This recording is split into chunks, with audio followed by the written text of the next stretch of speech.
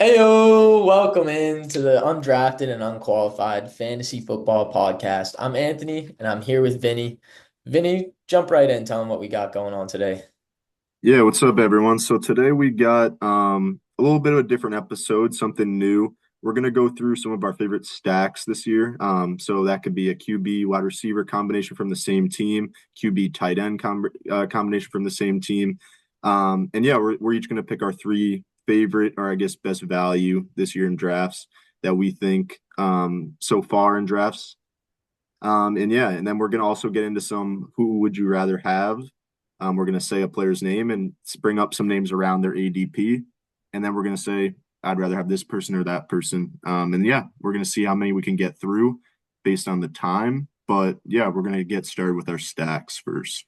Yeah, just a little bit. I don't want to say filler episode, but something different to kind of take a break from some of the things we've been doing. I know we did values, sleepers, busts, and then we Yeah, did, who's our favorite picks in each round. So, this kind of switches it up for you guys a little bit. Gets some new things, has us doing some more research on guys we like. So I'm yeah, I'm gonna just go ahead and get us started here, and talk about the first stack that I want to bring up here. So like Vinny said, stacks tend to be QBs with another position, so wide receiver, tight end, even running backs. Sometimes it can be a stack, such as not that either one of us has it, but Joe Burrow and Chase Brown. Chase Brown, that receiving back. That's always an interesting stack. But my first stack that I want to talk about is Kyler Murray and Trey McBride. So Kyler's currently going at the 803, so early eighth round, and Trey McBride's currently going at the 302, so early third. These are two players where you're getting at the QB and tight end. They're by themselves. They're those kind of onesie positions. So it's a little different than your typical QB wide receiver stack. But the reason I like this stack so much is I'm pretty happy with um both of these guys individually this year. And then looking at their value, you're not spending a top two pick like you will for some of these top end stacks like Burrow and Jamar Chase. You're spending a first and fifth round pick, maybe even fourth, to get that dominant stack. And this one, you don't have to spend a top two. Yet, Kyler provides some rushing upside. He's going pretty late at the QB position. So that provides some value there. You can look at other positions in the earlier rounds, right? This is the eighth round, like I said.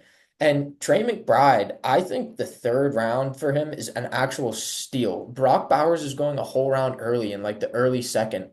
And I think both of these guys are going to be so unbelievably dominant at the tight end position. I really like McBride and think he could end up as the tight end one. I'm betting on Bowers over him to get there, but this guy didn't score a lot of touchdowns last year until the end of the year. And now he's going into a system, we're in a full PPR. He's going to catch a lot of passes. And maybe that touchdown value, that connection is now there with Kyler Murray. So I love McBride this year. And I think I want to get him everywhere in general. And then pair him up with Kyler Murray. This duo is going to feed families. This duo is going to be really dominant here. And, Marvin Harrison's there. But outside of that, those are the two options there in Arizona. It's Marvin Harrison and Trey McBride. So Kyler's going to do a lot of work for the two of them. And McBride's going to be the focal point of the offense, I think, like last year. And like I said before, Kyler has a lot of rushing upside. Um, so I love both of these players individually. I love where they're going in drafts. So, why not pair them together? I do want to preface though, when you are pairing the QB and tight end together, the bye week does suck because you're losing out on the QB and tight end position in the same week. You got to figure out how to fill that out. But honestly, like when I first started playing fantasy, I worried about bye weeks a lot when drafting, and it would kind of, I wouldn't take this player because he's got the same bye week. It doesn't matter. It yeah, really doesn't matter when drafting. You're gonna figure it out. You know, Trey McBride, um, say for whatever reason he is not the same Trey McBride. Well, okay, maybe you're picking up a tight end, and that tight end's really good. Well, then that stack, you don't have to even worry about the buy. Now, listen, I'm saying this all hypothetically. McBride's going to be very, very good again.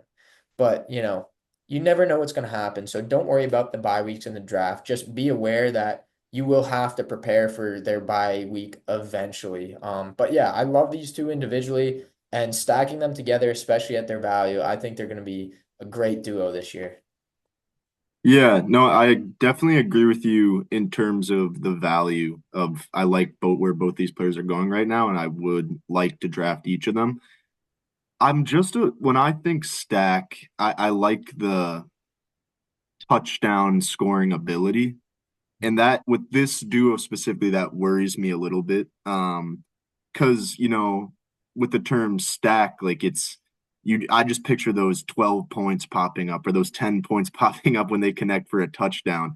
And you're absolutely right. Like the receptions are there for McBride.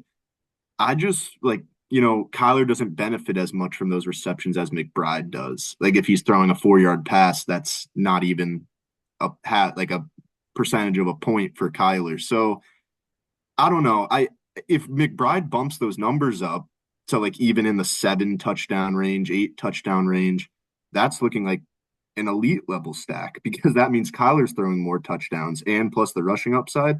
So I like the idea of it and I like the potential for it, but I just don't know if I would fully buy in with that low of a touchdown rate from McBride. But yeah, I see the point. I'm going to counter you real quick though with 2 points.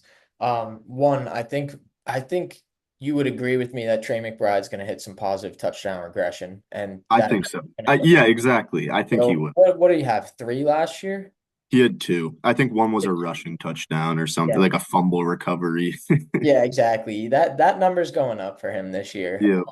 And even still, I think the unique thing about this duo is Trey McBride is still going to catch a lot of passes. So he's going to get the PPR points regardless. Say he Mm, goes 7 for 74, right? That's 14 points for McBride. Well, Kyler also has the rushing upside. So they uniquely have an ability. So even if they're not connecting for touchdowns, they're going to be able to do stuff on their own that's going to, make sure those points go up. So Kyler's going to get him the ball for the PPR points, and maybe he scores two rushing touchdowns in one game. So I yeah. think with Kyler being a rushing QB, it makes me a lot less worried, I'll say. But I do see your point. I think you do want stacks where the touchdowns are going to come. Um, Hmm. so I understand your point, but I think I'm just less worried about it in this situation. Yeah, no, I get like the floor of it. You're right. They both can each score on their own, but there is upside for more with this stack. I don't know if it's one that I'd be seeking out necessarily to be like these two need to be together, if you know what I mean. Yeah.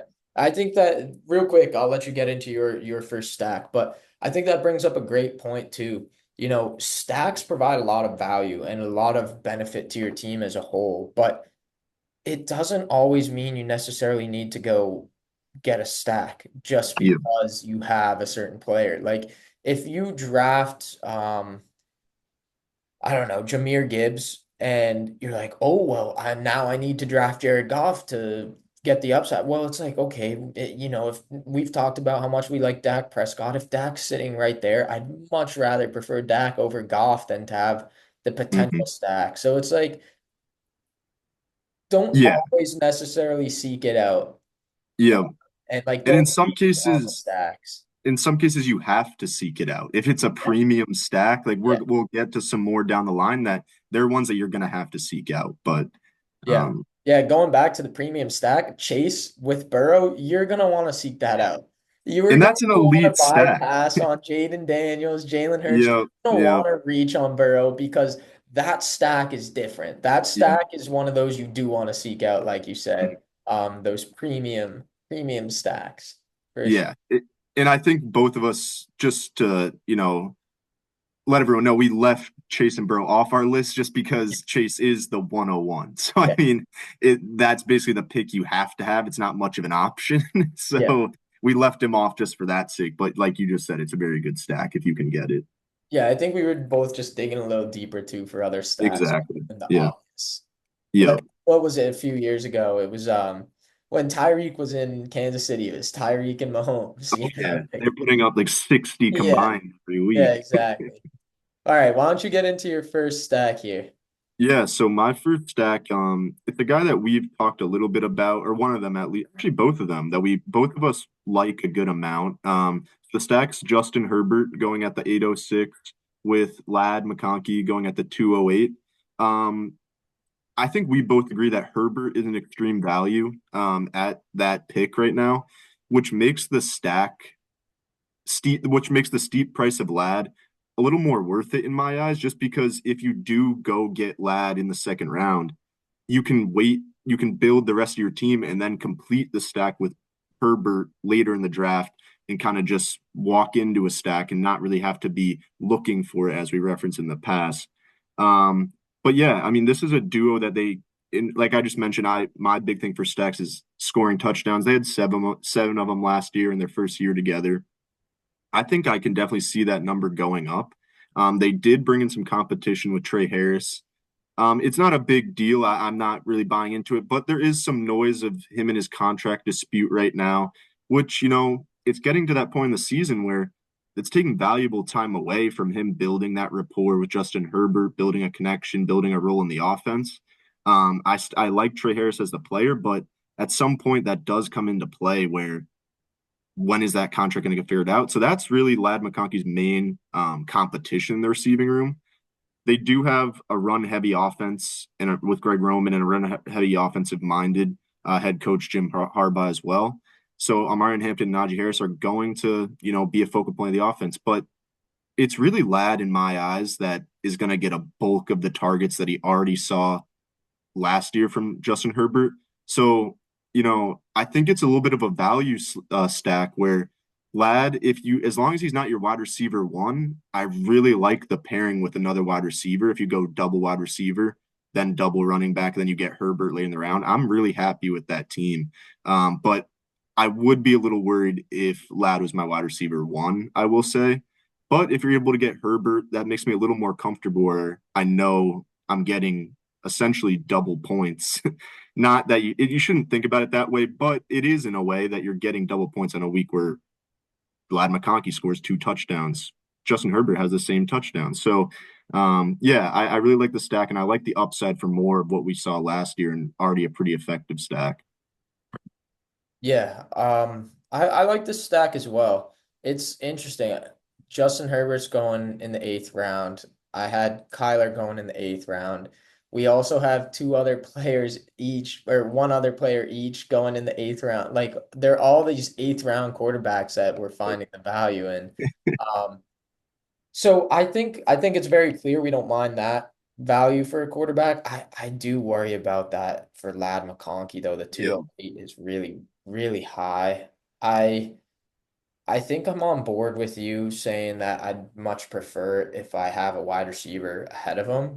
Like say Mhm. you get CeeDee Lamb and then you can get Lad in round two, and then round three, there's gonna be some value for the running backs. So I like that idea. I'm not anti-Lad. It's just I'm a I'm a little worried just because I don't know what his ceiling is, to be completely honest. I feel like we're drafting him close to that. Mhm. Um, but yeah, overall, I think, you mentioned the Trey Harris situation, right? Trey Harris with the contract dispute. I think that'll be fine. I think it's going to get solved. I think they're going to sign Mhm. him. You'd be stupid not to. Any team not signing their second round picks are crazy right now. Just sign them. Yeah. You're not doing anything by waiting. Um, I think they're going to sign Trey Harris, and honestly, if anything, I think it helps Lad because Lad's the slot guy, so he's going to be on the field too. But this isn't anymore like, oh, we can just watch Lad McConkey. It's no, we got another big bodied guy on the outside to worry about now. Mhm. So honestly, I think Trey Harris only boosts Lad's value. And I love Herbert as well. And as you Yeah. said, there's some rushing upside in there Herbert's a too, stud. actually. So yeah, it I could get on board with this. It really just depends on the build with Lad McConkey for sure. Because I That's think the the key. same That's the build. key. Yeah. I mean, if you have an elite running back, I could get behind having Lad there, but it would be a bit of a stretch for me. Like I would be ecstatic if I went Neighbors, Lad, and then a couple running backs, or like Puka, Lad, that kind of build, or like CD, like you mentioned. I'm very happy with that start. So, Yeah. but I'd be a little on edge if I had Lad as my wide receiver one. Yeah, I completely agree. Yeah, so two stocks in. We both had a guy at in the eighth round, 803 and 806 for the quarterbacks. I'm not going to do a stack where we're dropping the quarterback a little bit. Currently going at the 9-10 is Dak Prescott. And I want to talk about it with CeeDee Lamb at the 105. First of all, we both talked about Dak before and loving the value. We're just writing him off this year, and it blows my mind. This guy was good last year through 8 games. It wasn't like he was awful, you know. I know it wasn't his best year, but he's coming back from an injury. And just to reiterate, as I've mentioned before, he hasn't finished lower than the QB 14 when playing a full season, and that's where he's being drafted. And that was, I think, his rookie year. Like this guy is a good quarterback. And I think he has potential top five quarterback upside. Um, so, you know, I like this value here for Dak and taking a shot. I wouldn't be surprised if I find myself with Dak in a couple leagues this year. Um, and you know, with the end of the ninth, you have every availability to take whoever you want in between. And then CeeDee Lamb's the 105. So you go CD in the first, and then you take whoever you want up until round nine. And that's where you get Dak. Um, CD also, like, I know we said we didn't want to talk about Chase because he's the 101. CD, I would argue I'd take him at the 102. I think it really depends on the day. Maybe I'll go Bijan Robinson, who's my running back one this year. But CD, I think we both have, you have him at your wide receiver too as well, Yeah. right? Yep. Yep. So we're both in on CD. You know, I think getting him at the 105, like there's a small amount of value in that. I mean, it's the first round, but there's a small amount of value in that. Then pair him up with Dak. And then I just want to talk about what happened with Dak last year. Through 8 games with Dak last year, CD had no lower than 7 targets in a game. So this guy is getting the ball. This guy is getting the ball. I don't care that Pickens is there. It may open up the field more for him, you know, but he's still gonna get the ball. CeeDee's been there. Pickens, it's his first year with Dak. They gotta work through it a little bit. Um, in 4 out of the 8 games, CD had double-digit targets. And there was one game he had 17 targets. Like this guy is going to feast. And Dak likes getting him the ball. It doesn't matter who's there. And then his worst week through those 8 games, he still had 10.7 fantasy points. And this was all in a pretty tough schedule. So he wasn't dropping off like into single digits, you know, against tough teams here. He was playing really well against some tough opponents. So I love what CD could be here this year, and to pair him with Dak is great. I also want to mention, you know, I'm big on Pickens this year as well. I think Pickens is going to feast in this offense. He's not the number one anymore, and he has a quarterback upgrade. So I think Pickens is going in. I want to say he's going in the fifth, and I think there's value in that. Maybe you miss out on CD. Well, grab Pickens and pair him with Dak as well. I think I'm just in on this offense, the passing game as a whole with these two receivers and Dak and CD more specifically. But yeah, I'm loving this stack this year. Yeah, I think this is probably my favorite stack. If you didn't put it down, I would have put it. It's an elite stack that, like you said, a value on Dak Prescott and also somewhat of a value on CD. I think like people are sort of forgetting that 2 years ago, not even 2 years ago, this guy was wide receiver one overall, putting up 1,700 yards and 12 touchdowns. So I mean, he's a stud. I think Pickens helps him a lot, and that wide receiver 1 year was last Dak's last fully healthy year. So. I think we get back to Dak throwing 35 plus touchdowns, and this is like a stack that can win you fantasy leagues. So yeah, I love that pick. Yeah, and I forgot that last year CD was a little hurt too, right? He They was banged up. shut Yep. him down. So, you know, these two guys are both coming back healthy this year, which Yep. is, oh, I love it. I love I mean, it. he was hurt and he had Cooper who was he? Rush. Yeah, Cooper Rush last year. So he finished as wide receiver 8 with basically Cooper Rush as his quarterback. So this guy's I remember we wrote him off. a And stud. I had one of my friends in one of my leagues texting me. He's like, "Do you think I should trade a CD for Debo Samuel, like Yeah, actually trading people panicked. Yeah. bag of chips. And Yep. I was kind of in that boat too. Like, yeah, I don't know. I'm out on CD now. And it Mhm. was like, no, we shouldn't have been. The dude No, he's still a goes for a stud. super He's a rush stud. and a Yep. broken shoulder or whatever was going on with his shoulder. So Yeah. yeah, Yep. these two are going to be fun this year. Yep. All right. My next stack is honestly one that, as I was looking through, kind of I kind of became to like it a lot. I will preface it is a premium stack. It's going to take a lot of early draft capital to get this. But so the stack is AJ Brown and Jalen Hurts. AJ Brown is going around the where is he? Oh, 204, and Jalen Hurts is going around the 404. So that capital to invest in is very heavy, but I think it could be very worth it if your draft kind of pans out in that way. I think it's one that, we said not to search for stacks. This is one you would kind of have to search for. But like we just mentioned, of those elite years with CD and Dak, I mean, the past 2 years before last season, AJ Brown put up 1,500 yards and close to 10 touchdowns per season. I mean, this guy's an elite receiver, and he had a down year playing 13 games last year. He had 1,000 yards and 7 touchdowns. I mean, this is another stud that we're talking about, and I think he has a bounce back year. And honestly, him at the 204, for me, I'm starting to see it as somewhat of a value. I mean, this is a guy that was going mid to late first round last year, and he was injured, banged up, and now he's going at the 204. I see that as somewhat as a value.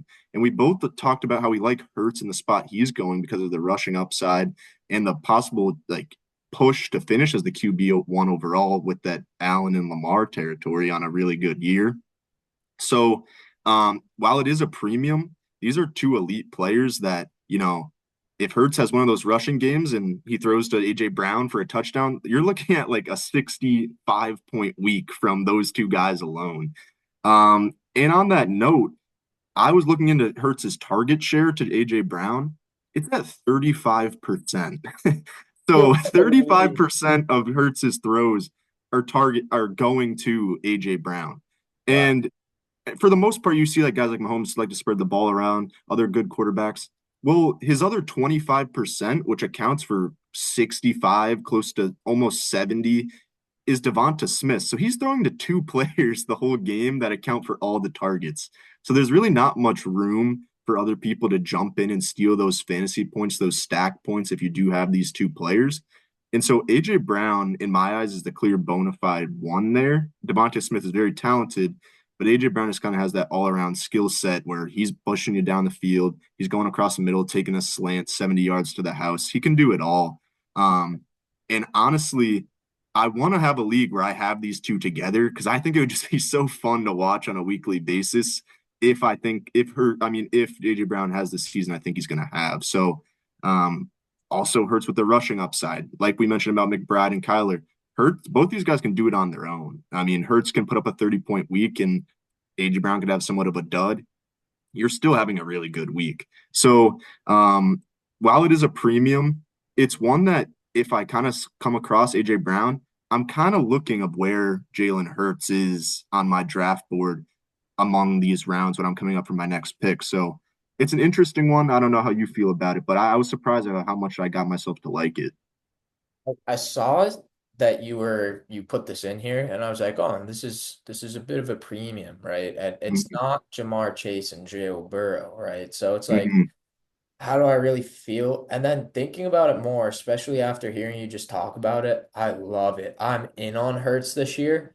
Um, I know you just talked about it with like the rushing upside and everything, but I really like Hurts this year. Yep. And the fourth is a bit of a value for him. And then AJ Brown, I haven't updated my rankings in a few weeks now at this point since I did the first just from the start, but I think I'm moving AJ Brown up. I Mhm. like AJ Brown a lot. I think he had a down year last year, and everybody's like, "Oh, he's old now. We're writing him Yep. off." It's like, dude, this guy. Have you seen this guy? He's a freak. And then 35% target share is crazy. It's And wild. I remember listening to a podcast in last year's offseason. Mhm. They did like this. they started doing segments where it was like, we want to talk about something like interesting stats. And there was one that stuck with me because it was like red zone target percentage, or how much do they draw up plays for these guys in the red zone. And Jaden Yep. Reed was one. And I was like, ooh, Jaden Reed, I gotta start getting Jaden Reed now. Because they Yep. drew up plays for him. AJ Yep. Brown is number one though. They draw up a lot of if they're in the red zone. I know Barkley is there now, and he is going to take away some touchdowns, but I mean, they're still gonna if they're running or if they're passing the ball, it's going to AJ Brown. AJ Yep. Brown will score the ball. So 35% is crazy. And that just makes me like less scared about the whole Saquon situation. I really like this stack. So I'm glad you brought it up. Yep. All right. Third and final stack for me. You're not gonna like this one. I know you're not gonna like this one because We'll see. it's Justin Fields and Garrett Wilson, who Oh, both guys you don't really like. Um, talk me into it. Talk me Yeah, into it. let me talk you into it. So, first of all, I as of the ADP is crazy. When we did our mock draft a few weeks ago, I took Garrett Wilson in the late second and paired him with CeeDee Lamb. I Mm. remember doing that specifically. I took Garrett Wilson. You know what? Let me do this CeeDee Lamb, Garrett Wilson. I love Garrett Wilson as my wide receiver too. Late second. He's currently going at the 306. He's falling quite a bit. He's now in the mid third. And some drafts he's even going late third, I've been hearing. So this guy is falling pretty far. And he just got paid.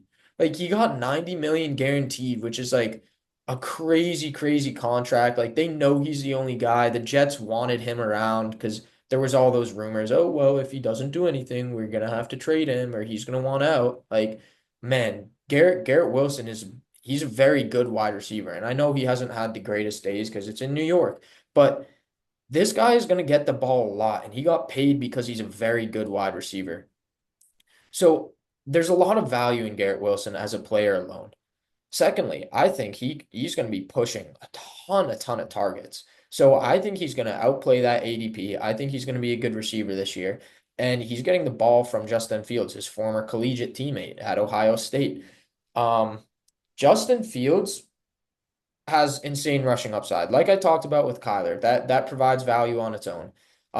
Fields is going one pick later than Kyler actually at the 804. And I don't love Fields as a quarterback. I get it. He's not a great NFL quarterback, but he is a very good fantasy quarterback. And in the last 3 years, last 3 seasons, and games started at quarterback, Fields is the sixth overall in points per game at the quarterback position. And we're talking about guys above him like Josh Allen, Lamar Jackson, these elite fantasy quarterbacks. And what do they have all in common? They all have that rushing upside. Fields has that too. And it's even in games we've seen with him in Pittsburgh last year and in Chicago, it's like he's rushing for, or he's throwing for under 200 yards, but he's rushing for 100 on his own and scoring a touchdown with that. And it provides him like 17 fantasy points, which is a very solid week, even if it's not a good week in the NFL. So it's not a sexy pick by all means, but he's the quarterback 10. And I think it's a risky pick. It's a risky stack here, but I think it's worth a shot when you're getting a guy who's been consistently basically the quarterback six when healthy and when playing full games as a starter. And then you're getting him at a discount from where the quarterback six is actually going in drafts. And then you're getting Garrett Wilson at a premium discount. He was going in the first round last year. And now we're taking him middle third, late third. Like that makes no sense to me. And because he's the only guy there, he's going to get peppered with targets. As individual players, I like Wilson a lot more than Fields this year. So if you're taking one, I'd much prefer to take Wilson, but it's not a bad stack if you miss out on other quarterbacks you like. So yeah, I wasn't expecting to like this stack, but looking into it and where these players are getting drafted, it's like, wow, the rest of my team could fill out so nicely, and then having this stack, I think could be really, really good. Yeah, I mean, I don't see myself ever drafting Justin Fields. So like this, I don't know if this stack would be for me, but that I'm not going to discount it completely. I do see the upside. Um, I'm starting to like Garrett Wilson more as we talk about him more. I know I kind of talked down on him a couple weeks ago, but I'm starting to see the value in it as his ADP kind of continues to drop. Just for me, I feel like this, for the stack purposes, a lot has to go right for this to be an effective stack. I don't see, Wilson's not much of a touchdown scorer, and Fields isn't much of a touchdown thrower. And so with those two combining, I just don't see as much of the value. Like I could picture a lot of, 14 and 12-point weeks, like Fields with 14, Wilson with 12, and you're just like, wow, I just got 26 from like this stack I Yeah. sought out. And so that's might be being dramatic, but like I don't know. I just feel like the dud weeks could be really bad. And if I'm having a stack, I want like consistent week to week production from those two guys. Like I want to be reliant on those guys putting up the numbers I expect them to. So that's my only worry with this stack is like if it all goes right, yeah, this could win you a league. If Justin Fields is like a top 10 QB and Wilson's his guy, which is the only guy there, it could work very well. But the chances of that happening in my mind are very slim. So I don't know if I'd be willing to take the risk, but I wouldn't blame someone if they wanted to try it. Yeah, I think it goes back to what we talked about with Kyler and McBride, right? The touchdowns aren't really going to be there, but alone they're still going to have a very, very high floor. So I think what I'm starting to notice here with my stacks is high floor, not necessarily this crazy high ceiling that's going to, push you over the edge necessarily, which is most of the times what you want in a stack. So maybe these aren't the best stacks in the world, but I still like the value of these. And I think if the touchdowns do come, they're probably going to these guys a little bit. And, I think there is a ceiling somewhere. Maybe it's not Jamar Chase and Joe Burrow or Jalen Hurts and AJ Brown, but Yeah, just same idea. I think Fields and Wilson's kind of like your Walmart, Kyler and McBride. They're both eighth round quarterbacks and third round receiving options. And it's like the Cardinals are just a better team, better offense. Kyler is going to get you the rushing, and Trey McBride's going to be that receiver. Whereas like Fields and Wilson, it's same idea, rushing quarterback yeah. and PPR machine at receiver. But I No, this is a I good see pick. less touchdowns as a whole for the Jets. So Yeah. This is a good pick in terms of value. Like the other ones are pretty premium picks. Like you just mentioned Wilson in the third round. So that's not a necessarily a premium pick. But I just had a question, like in terms for you, I mean, when I'm thinking stack, I'm thinking like points per game that like on a points per game basis, not necessarily end of season. You know what I mean? Like not adding those point totals at the end, just because like a stack, I want to trust that like consistently there's not a bunch of, boom bust weeks. It's a consistent point per game that I'm comfortable with getting. And like these guys are getting me 40 points a game and I can rely on that every week. Are you looking at it a similar way or are you looking at like end of season totals? I think I am looking at it a similar way. I guess it's just a little bit of a different view almost in terms of okay, maybe there's no touchdown connection for Fields and Wilson this week, but Wilson's still going to have 8 for 102, and that's 18 points. And then Fields has a lot of rushing yards and a touchdown of his own. And, maybe it's not a great week even, but that's 15 points of his own. So that's still 33 points right there. And True.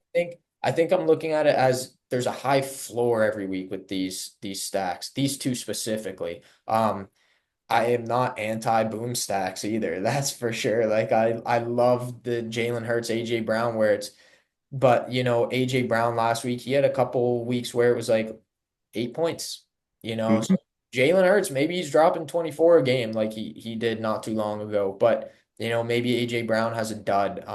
These guys, I think even without touchdowns, they're going to have very high floors. And then say the touchdowns come. What if Wilson has a day where it's 8 for 102 and two? That's what 30 points. And then Fields throws those two, has his rushing yards as well, passing yards, and he has a 22-point week. Well, now you have 52 points from these two. So You never know. I think they're not exciting. Like you're not watching them on the on the TV and saying, "Oh my God, Garrett Wilson, Justin Fields." But at the same time, like I think you're gonna get points one way or another from these guys, and the high floor from the two of them is gonna be really enticing. Yeah, I think that's where, at least on this one specifically, where we disagree because I don't know that I'm getting points from Justin Fields. That's the difference. Like I'm not confident that this guy will even be the starter by the end of the year. So that's the Okay. big difference there. Okay. So that's the way I feel about it. But no, I see the value in it. Yeah. Even Uh, even with Fields though being the sixth overall quarterback in points per game in the last 3 years. yeah, but like it's such a like it's some most that he only played one full season. So I It mean, it's counting all started games. no, I know, but hasn't played 3 seasons worth of games. You know what I mean? But he Like had three two in game. Chicago, and then he had almost half in Pittsburgh last year. Yeah, I don't know. I just find the whole situation fishy. That like Yeah, if he was so good, why didn't he continue to start for the Steelers? yeah. And like My I biggest don't know. worry actually with this stack is that the Jets are bad, not that these guys are bad. Yeah, and also the I just Jets. don't like the Jets. Yeah, the Jets as well. I mean, so yeah, but enough about Fields. I'll get into Yeah, yeah. my Let's get into a little bit more exciting one here. Yeah, this is another sort of one side of it. It's very a premium pick, and that's the Detroit Lions stack with Jared Goff and Amon-Ra St. Brown. So for Amon-Ra, you're going to have to fork over the 111 around is where he's going. Jared Goff, you're going to be picking around the 803. So in that eighth round or the past, like Herbert, Kyler Murray, those kind of quarterbacks are going. So honestly, I don't love the value for Goff. I wish he was going a couple rounds later, but he did have an insanely good season last year. So I think that's like, where he should be going. I just wish it was some people were a little more down on him so we could scoop him up later in drafts. But I mean, this stack has been terrorizing fantasy for the past few years. I mean, Amon Ra has 10 and 12 touchdowns each of the past, or 10 touchdowns 2 seasons ago and 12 touchdowns last year to go along with 1,300 or 1,200 plus yards each season. He's a reception monster. Goff is coming off the best season of his career with 35 plus touchdowns. He had an absolutely ridiculous year. I think a 6 QB overall finish for him. So that's that. It's a lot of fancy points there. While it is a premium, I do kind of like where Amon Ra is going. He's quietly just been like an absolute beast, and like it could potentially be not his floor, but I think his floor is like 1,000 plus yards and 9 plus touchdowns. I mean, this guy just is a red zone monster. I'd be curious to look up his red zone stats we were talking about with AJ Brown. They love to look for him in the red zone. And again, my philosophy with the stack is a guy that can score the ball with the quarterback that throws him the ball. So Amon Ra puts up 10 plus touchdowns with Goff.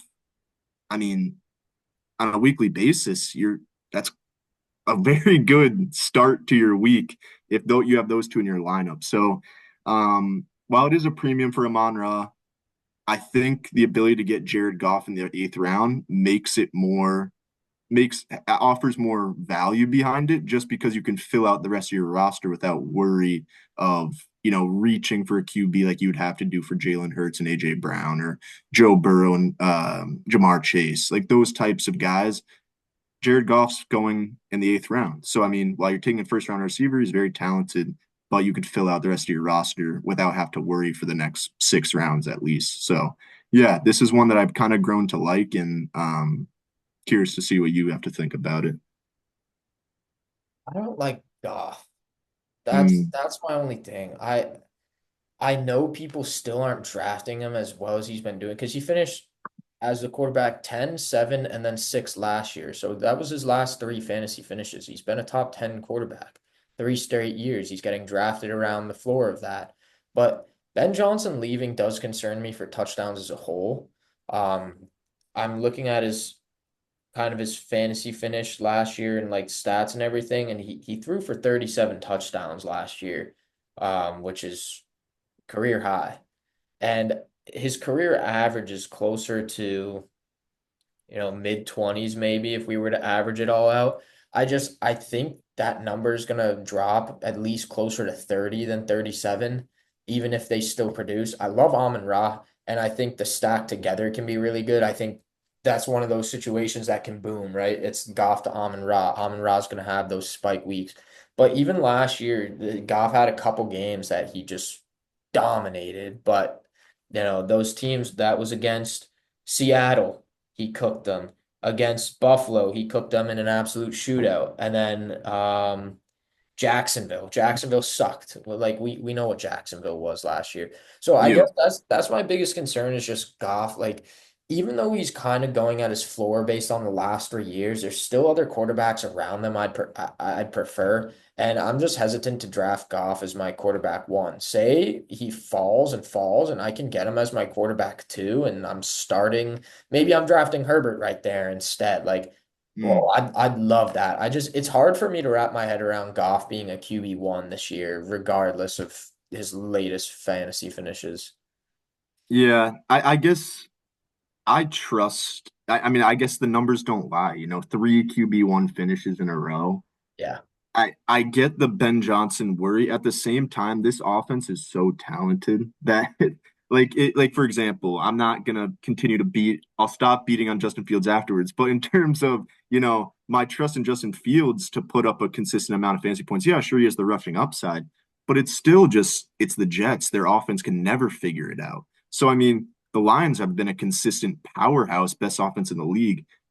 While Goff doesn't have the rushing upside, I believe in like the talent around him where, like you said, oh, a Goff to Monra boom week.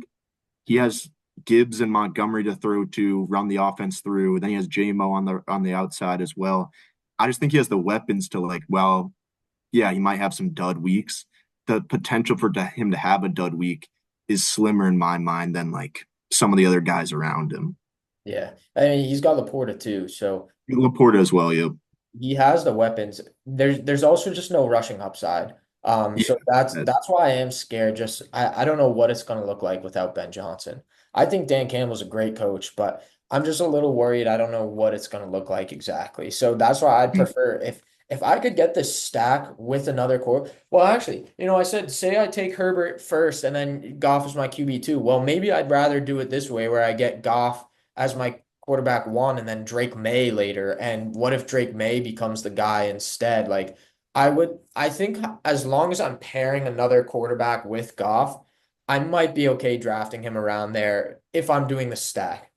I do like that idea now that you bring it up, just because of the fact that like you mentioned, he beat up on those bad defenses Yeah. and put up like 40-point weeks. Yeah. Amon Ra's benefiting from that as well. If you can spot start him in those bad defensive games, Mhm. then that's a great way to go about it. So I do like that idea as well. And he's going in the eighth round, so there's definitely potential for you to, build a team like that around that. Yeah, I mean, also, you go Goff. What if May doesn't turn into something, right? And the Patriots are not good again? Well, then you have Goff, who's at least we know Goff is still going to be okay. And he's Hmm. not going to be amazing. He's probably not going to be a league winner, but he's still going to be okay. And I think that's always enticing to have a little bit too. Yep. Yeah, all right. That's a wrap on our stacks here. So we got a little bit of time now. We can definitely go through at least a couple names. So what we're gonna do now is we're gonna do a would you rather. We're gonna pick a player where either Vinny and I are kind of we disagree on, or we just don't like where they are in terms of ADP. Maybe we agree on them, but we just don't like where they are in general. So we have a couple different players here. Vinny, what position should we start with? Let's go. Let's go receiver, I guess. All right, I think this is an interesting one here. Um, Devontae Adams is the guy we're gonna go off. So we're gonna read some names around him, couple ahead, and then we're gonna read some below, and we're just gonna talk and see what we think about why we'd rather the other guy, why we'd rather this guy, or et cetera, et cetera. And we'll see if we have disagreements and stuff. So I want to go. Devontae Adams is currently going as a wide receiver 16. I want to jump all the way up to wide receiver 12. Who would you rather have here, Tyreek Hill or Devontae Adams? And before you say anything, actually, we're doing this just one-on-one. We're not factoring in value. We're not factoring where they're going in drafts. Just purely one-on-one. Who would you rather have? And then kind of like if we're making a ranking right now. Yeah, okay.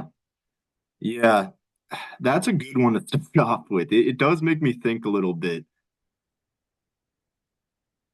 solely based off of the comparing the two alone and not team build or value or anything like that.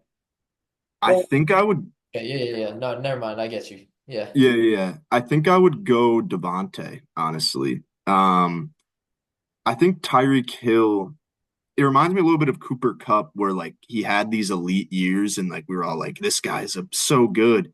And then he slowly starts to fade. And I still think he's very talented, but I just don't know if the Dolphins offense fits his play style and abilities anymore. I don't think they're that 40 point a game offense anymore. And I trust kind of Sean McVay's offensive mind with Puka alongside Devontae there to get him involved and have another productive fantasy season. So I like the floor more with Devontae. But if you want to go a risky pick, I would totally understand Tyreek as well. Yeah, I'd go Tyreek actually. So I know Devontae's going to be a player we disagree on. I'd go Tyreek. He's the wide receiver too, Devontae. He's the wide receiver too there, and I know it's Sean McVay. I know it's a productive offense, but I'm just a little worried. I'd rather take my shot on Tyreek. Johnny's gone, so they don't have a tight end being the focal point anymore. Waddle had a down year. Well, Waddle might be back. Open up the field. I think Tyreek's going to be back a little bit. He was a little bit injured. I don't think he's going to be amazing this year, that's for sure, but I'd prefer Tyreek over Devontae for sure. That's fair.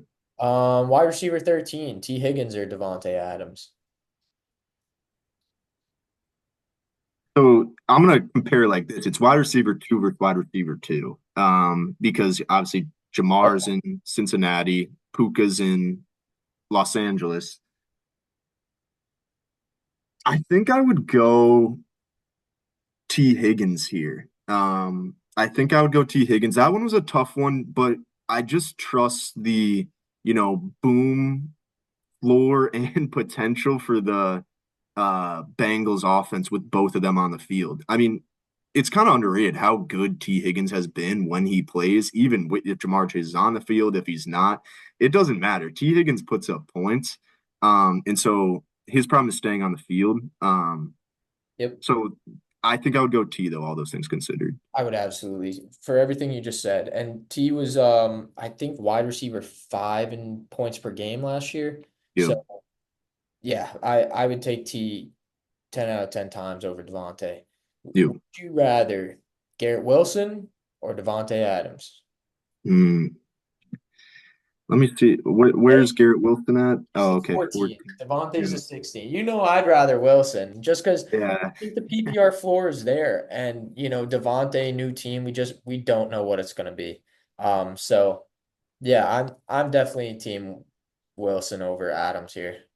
Yeah, like I mentioned earlier, I'm getting more onto into the idea of Garrett Wilson.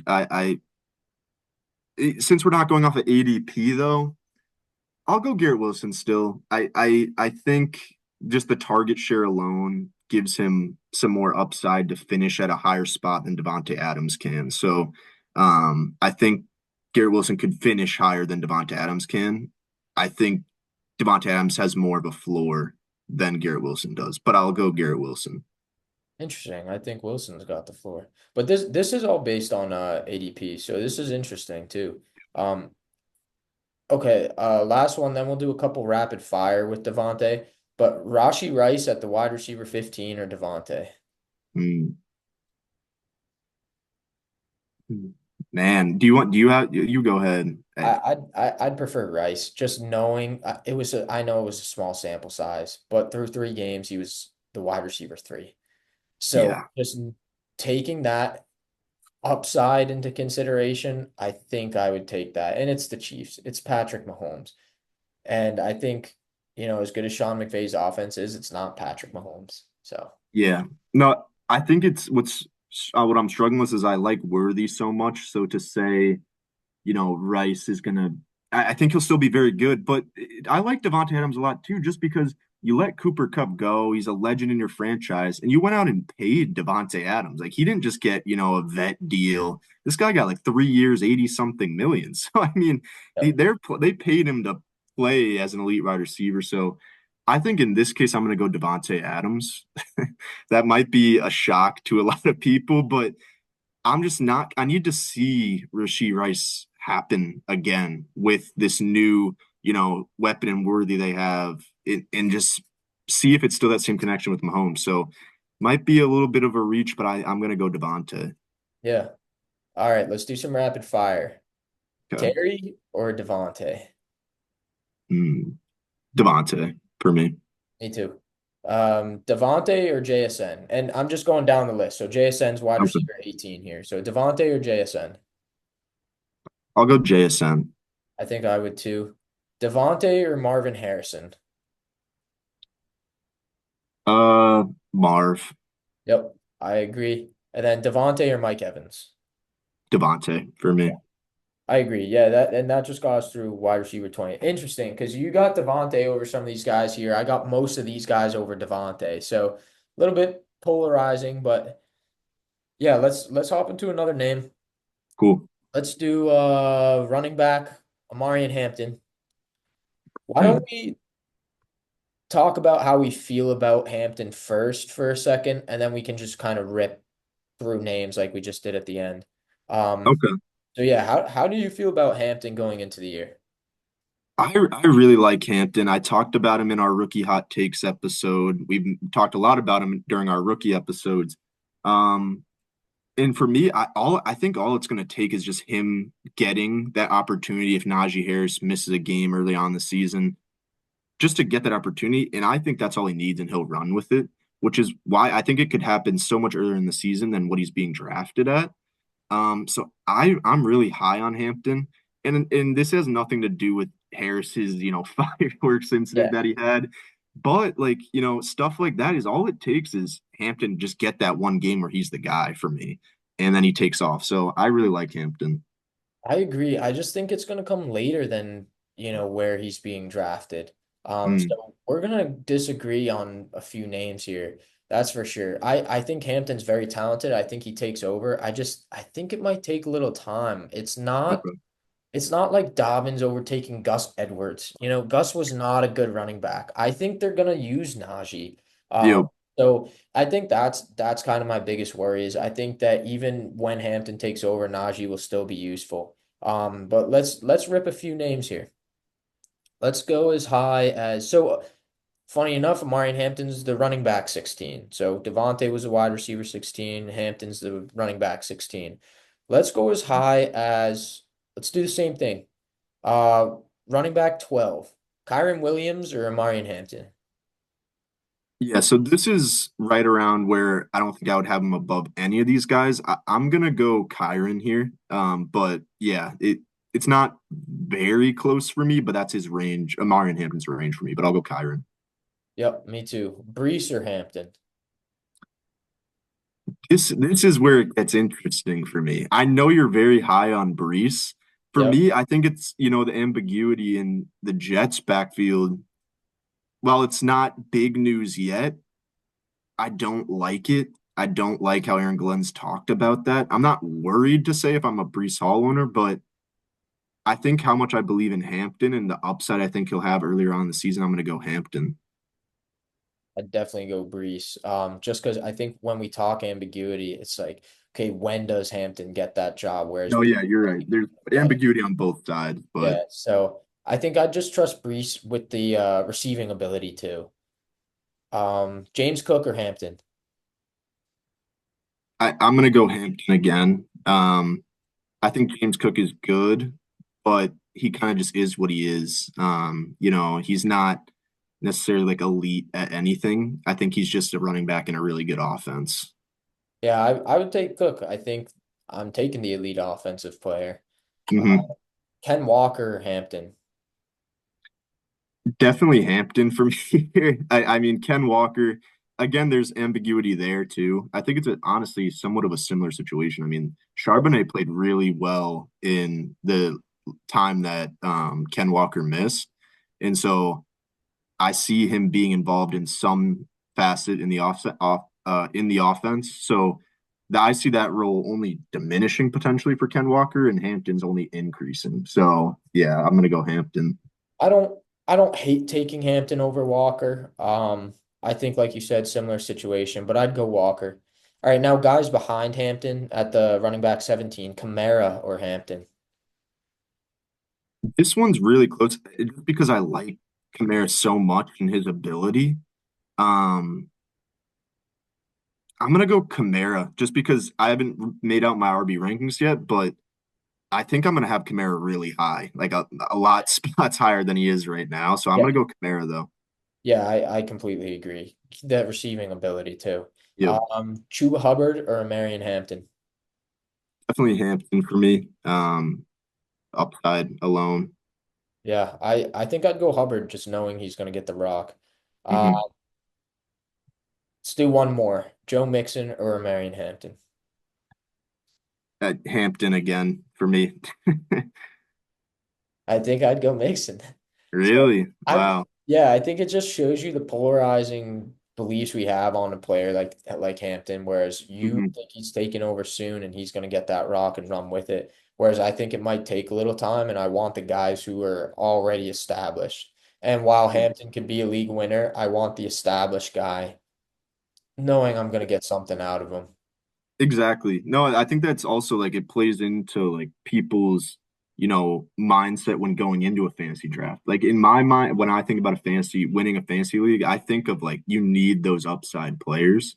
So like, I think that's why I'm so in on guys like Worthy, Amarian Hampton, those kind of polarizing players that like it could go really wrong and I could look really dumb. But if it goes right, you're in a position where you picked up a potential top 12 RB in the fifth round. So it's a very polarizing, but he's one of the guys that I'm like really in on this year. Yeah, I think it's interesting though, because I think it really depends on your team build. I don't want Hampton as my RB1 if that's No. where it has to be. I don't think I'd want him as my RB2, although I'd be okay with it. I'd much prefer him as my RB3. If I'm going running back heavy, say I get Gibbs in the first, and then I have another guy like Brees Hall that I got in the early third with a receiver in the second, and then I can get Hampton in the fourth. That's where I'm like, okay, well, if Brees doesn't turn into anything, well, then I got Hampton along with Gibbs. Like that's filthy. Um, Yeah. but yeah, I think it all depends on build. You're taking your shots on these guys, and you got to have guys who are going to produce around them. You can't just take a shot on everybody's going to be a guy who's a deep shot, like, oh, Yeah. I'm going to draft Hampton and Travion Henderson, and then I'm going to have Jamison Williams and Rashi Yeah. set receivers. So, Justin Fields, yeah, QB. yeah, exactly. So you gotta always check those team builds. Let's do one more here. Let's do Jonnu Smith. Let's just do some rapid fire around him. Now that he's in Pittsburgh, but he's still somewhat relevant in the ADP. He's going at the tight end 14. So let's just rip some names around him and not even get into it. Let's just talk about like who we'd rather have. Yeah. So Loveland is going at the tight end 11. Would you rather Loveland or Jonnu? Hmm. That's a tough one. I honestly, I'm gonna say yeah, Loveland. Loveland. I'll go Loveland. Yeah, I think I'd take the shot on Loveland. Yeah. There's Let more upside. Yeah. Tucker Kraft or Jonnu? Craft for me. Me too. I think the tight end upside is what's there. Yep. Dalton Kincaid or Jonnu? I'm gonna go Kincaid, the upside in target percentage and just, elite offense. Yeah, me too. Yeah, better quarterback. Yep. Now guys right behind Jonnu or Dallas Goddard. I think I'd go Goddard. I think it's underrated for Jonnu that Fryermuth is still there. Not that Fryermuth's like some elite Yeah. talent, but like it's not like Jonnu just like took over the tight end position. You know what I mean? Yeah. So I think I'd go Jonnu just because I think he has more upside than Goddard. Um, okay, that's that simple. yeah, yep. Uh, Jonnu or Jake Ferguson? I think Pickens being there kind of hurts Ferguson's value a little bit just because he kind of ate up targets when he was the only other option to CD. But I think I'll go Jonnu here. I think this it feels like a good spot for Jonnu for I me. think I would too. And we'll end it on this one. Would you go Jonnu or Kyle Pitts? Wow. Oh man. The Falcon duo. Fuck it. Give me Pitts. Give me the upside. It's his year. He's finally gonna do something. I don't know. I'd rather go Pitts here. I think I would too, and I hate it. I hate it. I But do as well. I but he's a tight end 17. You're drafting him as your tight end too. You're not drafting him as your tight Exactly. end. So, Yeah. you know, last round dart throw at Pitts, sure, why not? Yeah. Rather that than Jonnu. Yeah. Yeah, that's for sure. All right. Well, that'll be the episode for today. Looking ahead next week, fingers crossed, if all works out, we will have two out next week. So we'll get a 2-1 that we're finally hoping we can actually get done. But yeah, we'll still be producing weekly regardless, but we might have a bonus episode next week. So keep your eyes out for that. Fun stuff planned. One of those episodes will be a mock draft. So we'll be doing another one of those about a month out from the last time we did it. Different builds. We'll have some fun with that again. But yeah, appreciate y'all tuning in, and we'll see you in the next episode. Peace.